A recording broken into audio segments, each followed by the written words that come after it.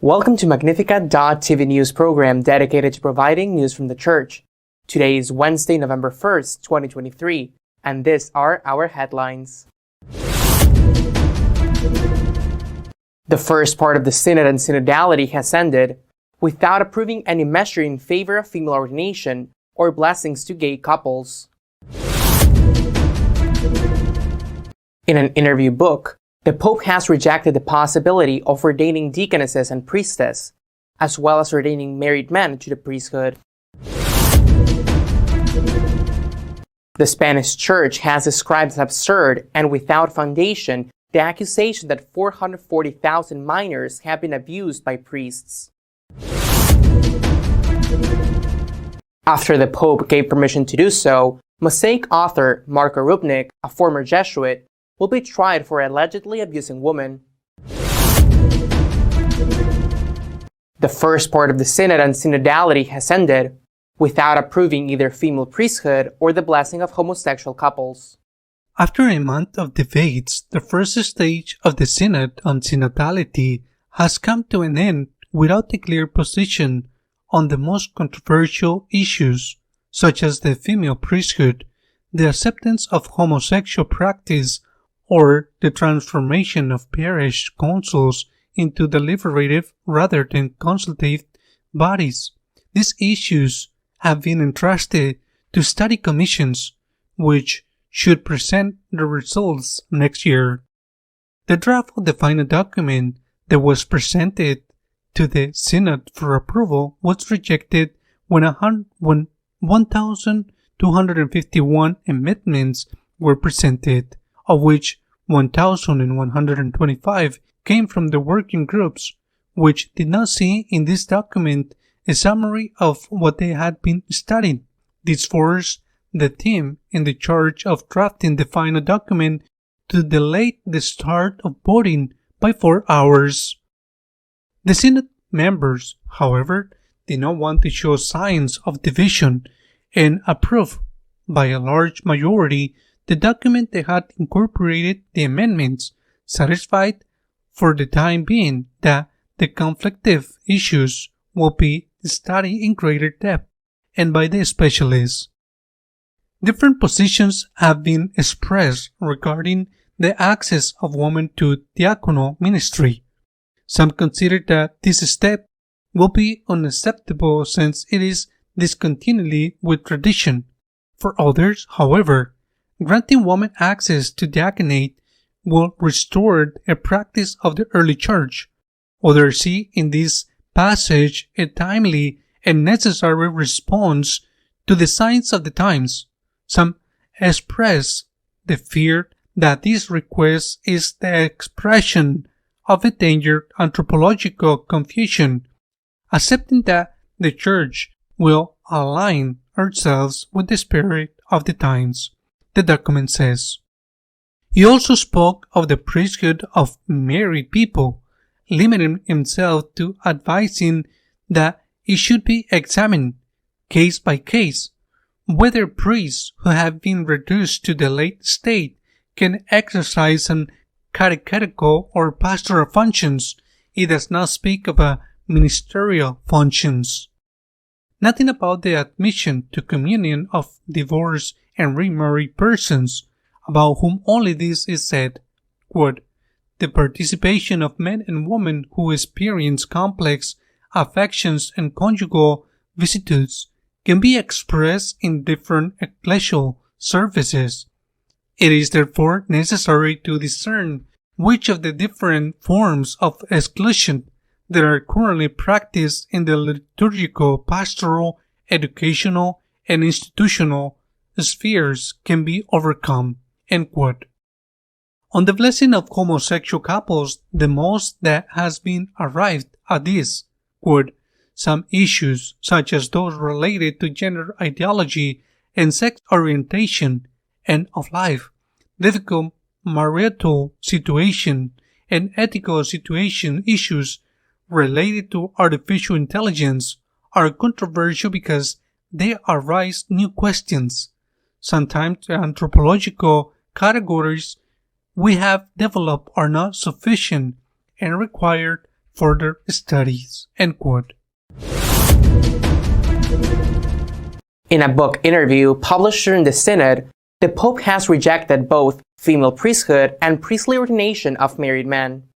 In an interview for a book published during the Synod, Pope Francis reaffirmed the impossibility of women becoming priests or even ordained diaconess.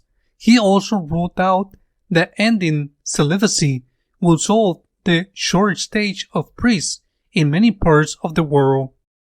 The question of whether some women in the early church were diaconess or other types of collaborators with bishops, it is not relevant because holy orders are reserved for men, the Pope said. Francis noted that the diaconate it is the first degree of the holy orders in the Catholic Church, followed by the priesthood and finally the episcopate. The pontific recalled that he created commissions in 2016 and then in 2020 to further study in the issue, after a study in the 1980s by the International Theological Commission established that the role of diaconess in the early church was comparable to the blessing of amices. In response to a question about why he is against the female priesthood, Francis said it is a theological problem. I think we will undermine the essence of the church if we were to consider only the priestly ministry, that is, the ministerial way. He said, nothing that women are the mirror of Jesus, bride of the church. The fact that the women do not have access to ministerial life is not the deprivation, because their place is much more important, he said. I think we err in catechesis in explaining these things, and in the end we fall in an administrative criterion that in the long run does not work. Ask about women's ordinations bringing more people closer to the church, and optional priestly celibacy helping with the short stage of priests. Pope Francis said he does not share this view. Lutherans ordain women, but still few people to go to church, he said. Their priests can marry, but despite that, they cannot increase the number of ministers. The problem is culture. We should not be naive and think that programmatically change will bring us to the solution. Following a report by the Ombudsman in Spain, an attack has been unleashed against the church, which is accused without data of having abused almost 500,000 children. The Ombudsman in Spain has concluded that there had been, in the last 80 years, 400 more cases of abuse of minors by priests than the 1,200 already reported by the Church, and the total that there will be around 1,700 over all those years. However, some media have claimed that these data did not correspond to reality and that 440,000 minors have been abused, which means that each Spanish priest will have abused at least 20 children. The absurdity of this information has led the president of the Spanish episcopate, Cardinal Omela, to describe it as a lie and to lament the fact that the truth is that the vast majority of the abuses occurred in families. For his part, Monsignor Munilla, Bishop of Orihuela, Alicante, said that, quote, "It is not acceptable that the Spanish Parliament asked the Ombudsman for an investigation into sexual abuse within the Church, and that finally they now transfer to us the results of a survey commissioned to a consulting firm." End quote. Some media exploded the results of this survey to the Spanish population as a whole, without any record whatsoever, he added. But the only objective data is that the Ombudsman has certified 487 new cases of abuse that had occurred in the space of several decades. The former Jesuit Rupnik, author of numerous mosaics for many churches around the world, including the facade of the Church of Lourdes, will be tried for possible abuse of nuns. The Vatican announced Friday that Pope Francis has decided to lift the status of limitation in the case of Father Marco Rupnik, the former Jesuit priest and mosaic artist accused of serious abuse of nuns. The move comes after the scandal caused by the lack of attention to the victims, whom the Pope has not noticed despite the requests, and the incarnation of the priest in a diocese in his native Slovenia. Following the relativization earlier this week that Rupnik had returned to priestly ministry in the diocese in his native Slovenia, despite the allegation of sexual abuses, the Holy See Press Office issued a statement asserting that Pope Francis has called for a review of Rupnik's case. In September, the Pontifical Commission for the Protection of Minors drew to the Pope's attention to the existence of serious problems in the handling of the case of Father Marco Rupnik and the lack of outreach to the victims. Consequently, the Holy Father asked the Dicastery for the Doctrine of the Faith to review the cases and decide to lift the status of limitations to allow the process to take place, the statement said. It should be recalled that the Diocese of Rome, of which the Pope is bishop, published a report exonerating Rupnik after the Society of Jesus expelled him from his bosom, and accused the Doctrine of the Faith of having acted lightly when he decreed his excommunication. When the Holy Father received the theologian Maria Campatelli, a close collaborator of Father Marco Rupnik, in the private on September 15, Rupnik had already been practicing again as a priest for more than a month. The victims of the priest protested and regretted that the Pope did not receive them while he did receive people close to the priest. Our editorial this week is dedicated on evaluating the conclusions of the Synod and Synodality, the first stage of which concluded this Sunday in Rome. The first phase of the Synod and Synodality has ended. I'm sure it will go down in history as the first synod in which lay people, men and women, have had the right to vote. But it is possible that it will also go down in history as the first synod in which those who want a change in the doctrine and morals of the Church have been defeated. The members of the synod who are most faithful to orthodoxy, I'm sure not enthusiastic about the outcome of the conclusions approved yesterday in the assembly. I'm sure they are content, but not enthusiastic. On the other hand, those who are very disappointed are those who are in favor of this change. The conflicting questions have simply been transferred to the next synod, which will be the second part of this one, asking that what the study to be trusted to commissions, but commissions integrated and formed by specialists and not by amateurs who vote without knowing well what they are voting for. I believe that this in itself is quite significant, and my conclusion is that the revolution must necessarily wait. It must wait, although it does not mean that in a year's time the revolution will succeed. In the assembly, at least among the bishops, the vast majority was against changes in dogma and morals. It is not only a question of my impression or my perception. Last night, after a result of the voting was known, I spoke with 3 bishops from very different countries, all 3 conservative. and all three agreed on that. It is a synod. The conclusions that were approved, it is a moderate synod, it is a balanced synod, it is not a synod, I insist, that makes the Orthodox enthusiastic, but it is a synod that disappoints those who want changes. One of the bishops, a Polish bishop, told me they wanted to go too fast and we stopped them. I think that sums up very well what happened.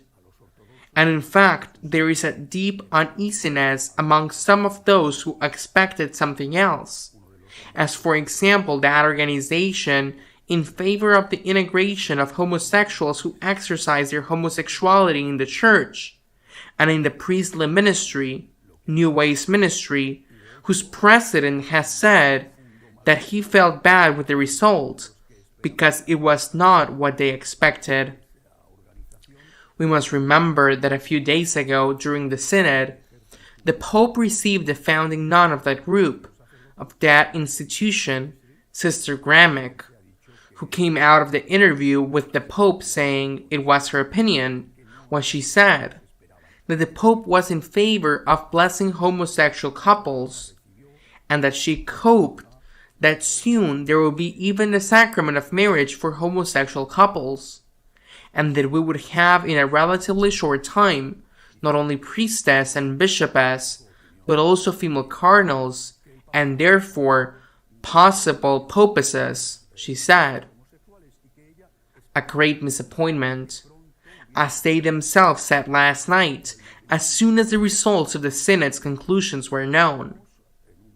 And another proof that they are not happy, as the media in general, which have triggered these changes as if they were within reach, have kept huge silence, and it is difficult to find any news about this in the media today. That is to say, little things appear to nothing at all. This began to be seen on the last day, Saturday, and it began to be seen because it was foreseen, it had been announced, that at 3:30, the voting on the final document would begin. But what had happened? What had happened was that the day before, more than 1,200 requests for modifications to the text had been presented, which the synod cooks had offered to the synod members for them to study and vote on.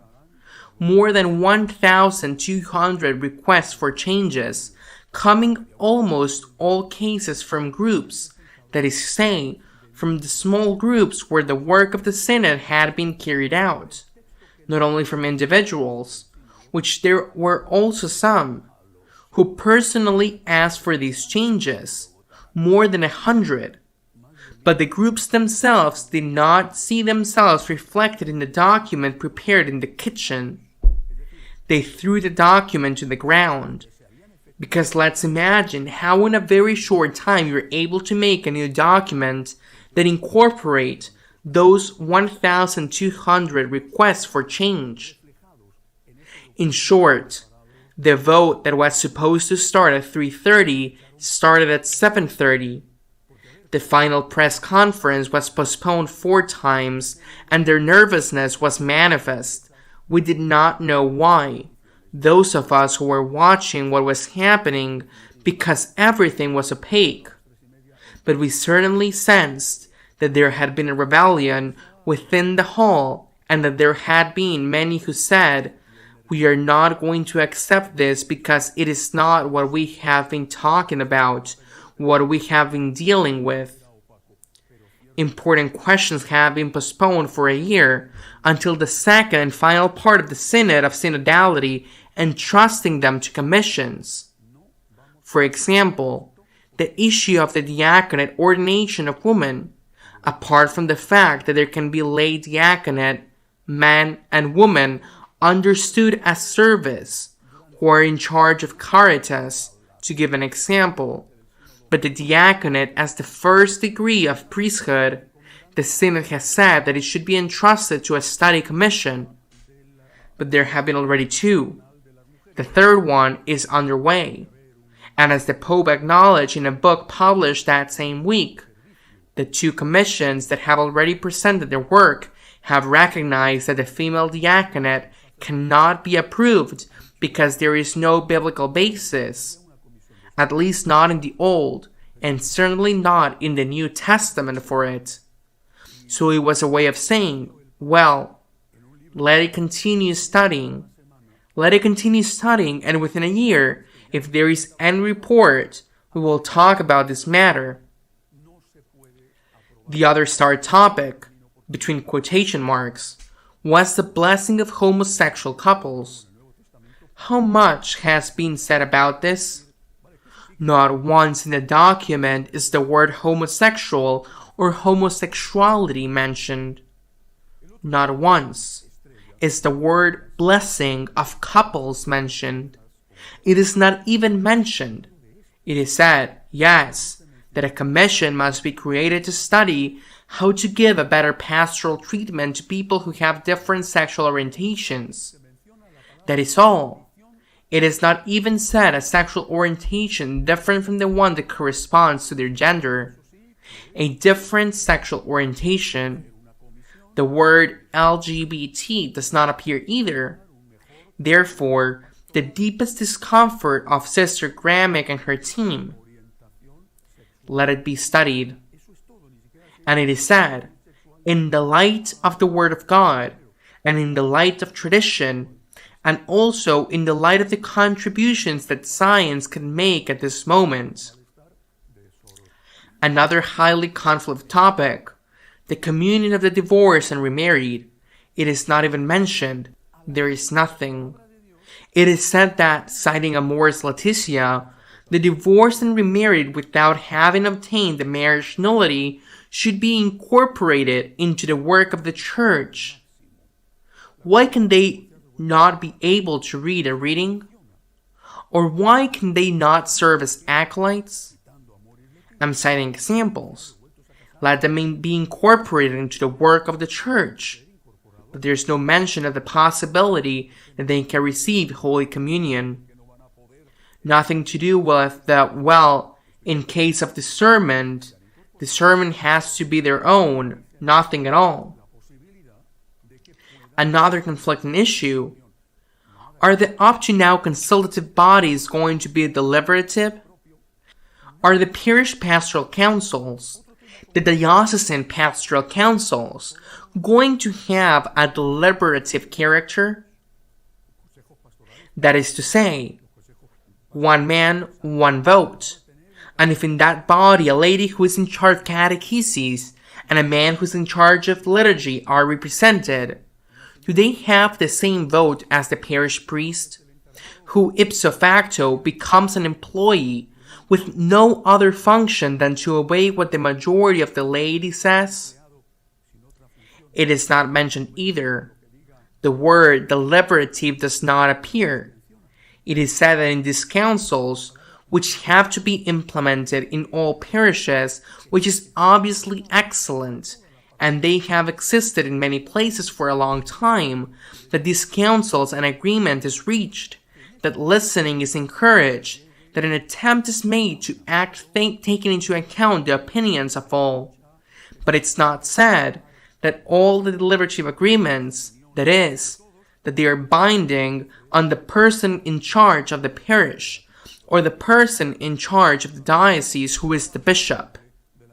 In short, they have postponed the important changes and trusting it to commissions, or sometimes not even to that, insisting that there is something that some analysts with whom I commented yesterday the result of the approved conclusions told me that it could be kind of a wake-up call to the Pope, because it is said in the document, it has been approved by almost all that the cardinals have made more in order to get to know each other, because they come from a very different places and they do not know each other.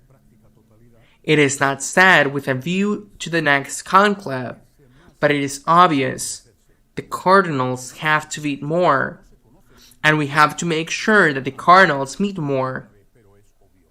And why can this be interpreted, as some have done so, as a call to attention to the Pope?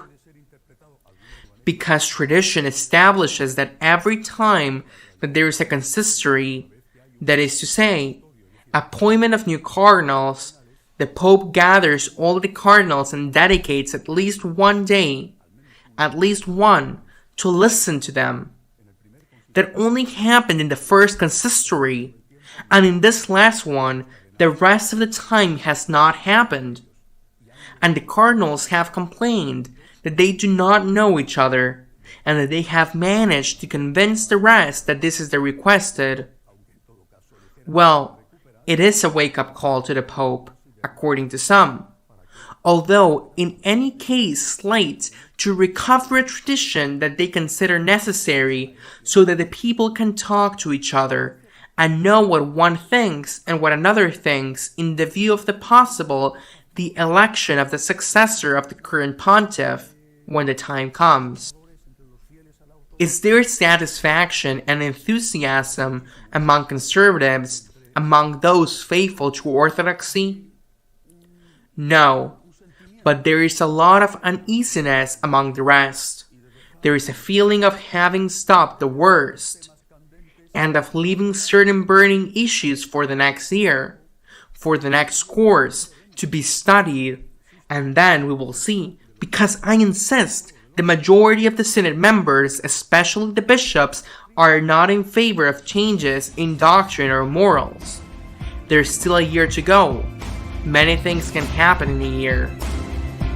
Until next week, God willing.